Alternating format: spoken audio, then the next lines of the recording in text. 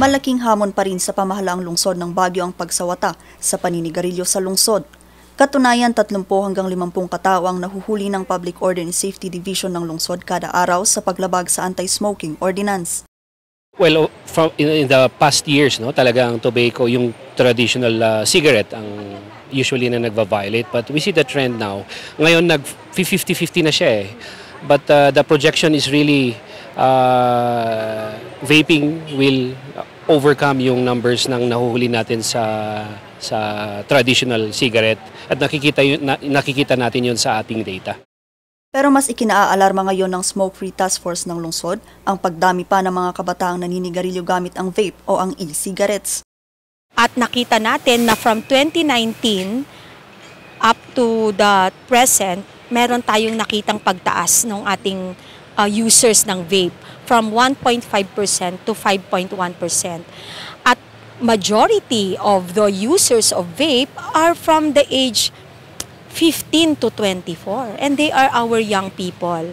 So merong misinformation yata sa vape, ina-assume natin dahil bakit gumagamit ngayon ang mga kabataan ng vape. Ayon sa City Health Office, problema pa rin kasi nila ang stigma na mas mababa raw ang tsansang magkasakit sa paggamit ng e-cigarette kaysa sa sigarilyo, bagay na hindi raw ito totoo ayon kay Dr. Endrick C.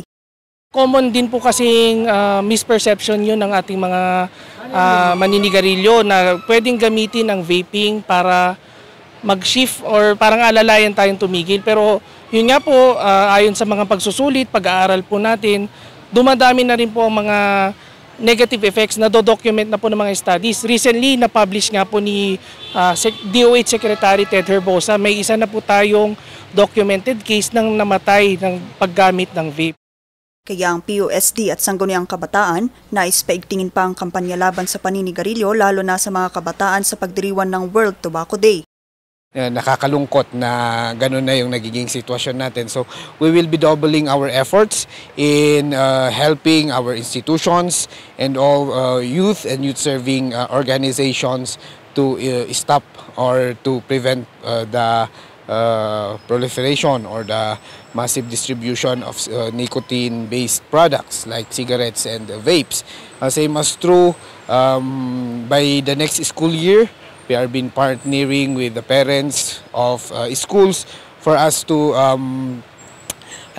mas maging stricto at mas maging focus tayo on Operation Cap-Cap para wala ng mga vape sa ating schools. Kasabay rin nito ang pagsasagawa nila ng plugging o pamumulot ng upos ng sigarilyo habang naglalakad. Hindi lang kasi mapanganib ito sa kalusugan kundi pati na rin sa kalikasan. Kapag sinindihan, maaari itong maglabas ng higit 5,000 hanggang 7,000 kemikal gaya ng arsenic at lead na maaaring magdulot ng polusyon sa tubig at hangin. Mapapataas din ito ang acidity ng lupa na hindi angkop sa pagtubo at paglaki ng mga halaman. Kasama din sa aktibidad ang pagpaplano sa iba pang aksyon ng Smoke Free Task Force laban sa paninigarilyo.